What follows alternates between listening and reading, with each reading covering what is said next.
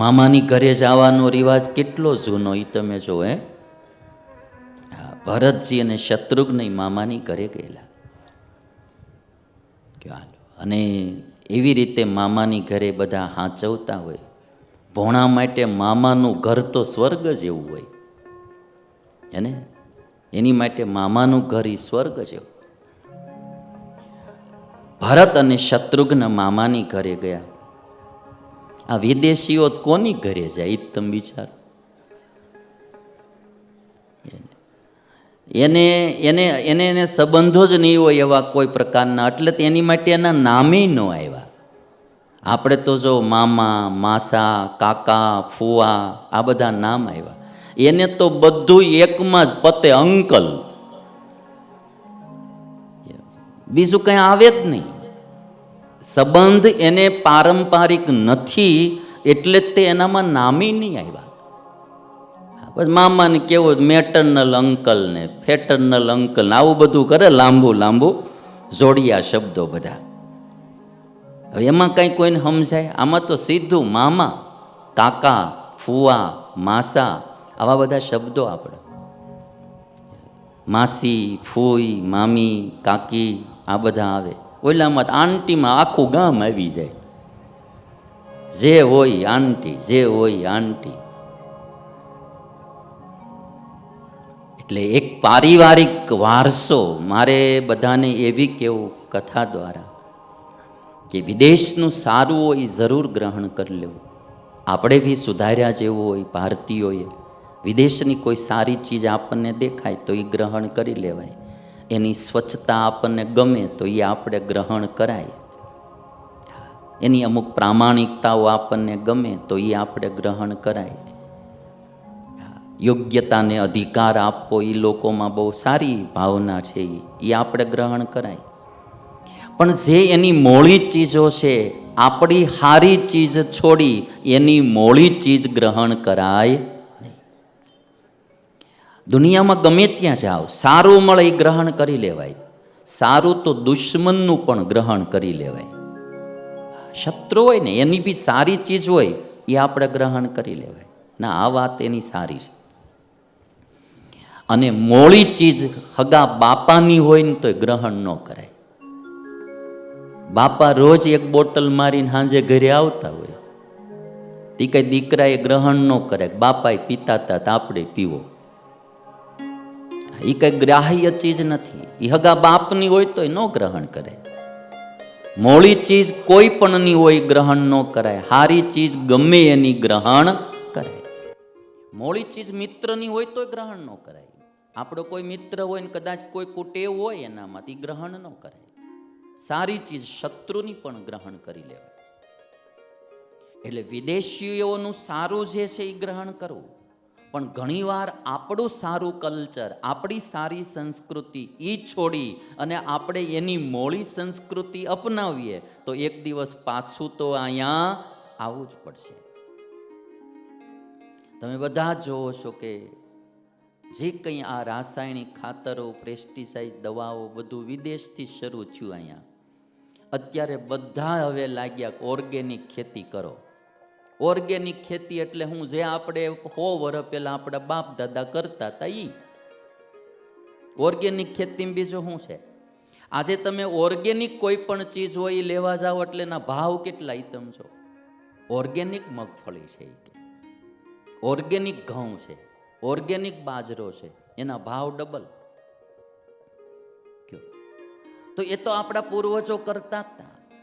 હવે બધાને ખબર પડી કે ભાઈ રાસાયણિક ખાતરોને પેસ્ટિસાઇડ દવાઓ વાપરી આપણે આપણી જમીનને બરબાદ કરી રહ્યા છે. આપણી જમીનનો વિનાશ કરી રહ્યા છે.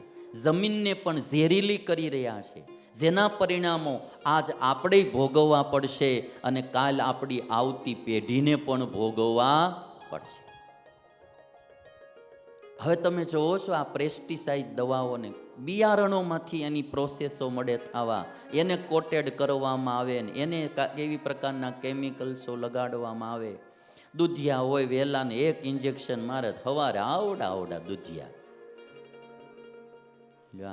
ગાયો ભેંસોને મારો ઇન્જેક્શન બોગરું ભરીને દૂધ ભરી લ્યો. આંબાના થળિયામાં નાખો કેમિકલ્સ ને એ લૂમો ઝૂમો મોર આવે ને કેરીયું ધોધમાર. હજી જરાક કાચી હોય ત્યાં ઉતારીને નાખી દો કેમિકલ્સમાં, બીજે દાડે પીળીને ત્રીજે દાડે માર્કેટમાં દાબો. ફાગણ મહિનામાં કેરી ખાવી છે, પણ વૈશાખમાં ખાઈ તો હું વાંધો મારું એમ કહેવાય. હું બહુ તમને સીધી વાત, અમારે તો શું છે કે જો અમે સાધુ સંતો રહે ને, અમારે તો અટાણે મુંબઈથી કેરીઓ મળે આવવા. આમ અમે ઘર બહાર છોડી દીધું કહેવાય ને, આમ અમારે આખી દુનિયા ઘર કહેવાય. એટલે રત્નાગીરી કેરી શરૂ થઈ જાય ને અટાણે મુંબઈમાં ઘણા ને એવા નિયમ હોય, ભગવાનને સંતોને જમાડીને પછી જ કેરી આપણે ખાવાની શરૂ કરવી. એટલે બોક્સના બોક્સ અમારે ત્યાં આવી જાય. ફાગણ મહિનાથી લગભગ શરૂ થઈ ગયું હોય. હું છે ને જ્યારે એકદમ ઋતુમાં કેરી પાકે ને તેથી જ ખાવ. બોક્સ આવ્યું ને તો હું કહી દઉં ભાઈ તમે ખાઈ લો બધા જેને ખાવી હોય. પણ આપણે બધાને પ્રકૃતિને નીચોવી નાખવી. પૈસાની ભૂખ માણાને એવી જાગી ને પ્રકૃતિને નીચોવા માંડ્યો. પ્રકૃતિ ઈશ્વરની શક્તિ છે, ઈશ્વરી શક્તિ છે. એ જેમ આપે ને એમ લીધા કરાય.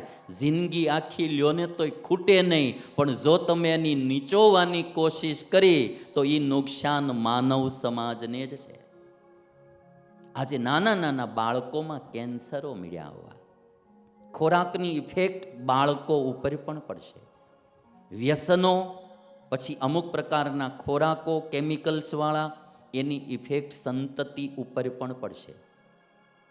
જે પિતા અતિશય બધા આલ્કોહોલનું સેવન કરતો હોય, તમાકુ બીડી બીજા ત્રીજા વ્યસનો રાખતો હોય, જે માતા ભાતનું બધું કેમિકલ્સવાળી ચીજો ખાતી હોય આહારમાં, એનો પ્રભાવ એના બાળક ઉપર પડે જ તે.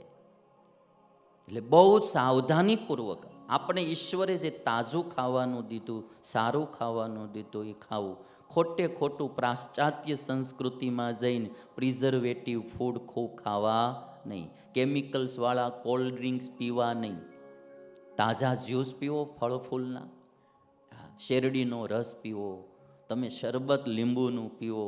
ભાતના આપણે અહીંયા 500 પ્રકારની તો કેરીઓ ભારતમાં થાય ભાઈ, 500 પ્રકારની. એના તાજા જ્યુસ બનાવીને પીવો. હાથે કરીને કેમિકલ્સવાળી ચીજો કોલ્ડ ડ્રિંક્સ શું કરવા પીવી? એક તો ગજબનો રૂપિયો એને દેવાનો, અને એ રૂપિયો બધો જાય વિદેશમાં, અને આપણે એ કોલ્ડ ડ્રિંક્સ કેમિકલ્સ નકરા પી અને શરીર બગાડવાનું. એની કરતાં કોઈ ગરીબનો છોકરો આપણો ભારતનો નાળિયેર વેચતો હોય ને ત્રોફા, એની પાસેથી ત્રોફું ખરીદીને પીવો, તમને એનર્જી મળે અને એ છોકરાને આજીવિકા મળે ભાઈ. એ છોકરાને આજીવિકા મળે. અને આપણે બધાની કેવી ચીજ કે કોઈ લારીમાં બિચારો ફ્રૂટ વેચતો હશે, કે કોઈ રોડ કાંઠે ત્રોફા વેચતો હશે, શેરડીનો રસ વેચતો હશે, તો એની પાસે આપણે પૂછશું કેટલાનો ગ્લાસ શેરડીનો? તો કે 10 રૂપિયા. 10 હોતા હશે, 8માં દેવો છે, આપણે 2 રૂપિયા ઓછા કરશું. કોઈ દી કોલ્ડ ડ્રિંક્સની બોટલ લેવા ગયા, કોઈને પૂછ્યું કેટલાની આવે છે? જેટલા કેટલા દઈને આપણે વી આવીએ છીએ. આ આપણી ભૂલ છે. આપણા ભારતના લોકો જે બિચારા નાના માણસો હોય, એ પોતે આજીવિકા, એ ભીખ નથી માંગતા ને, એ મહેનત કરે છે.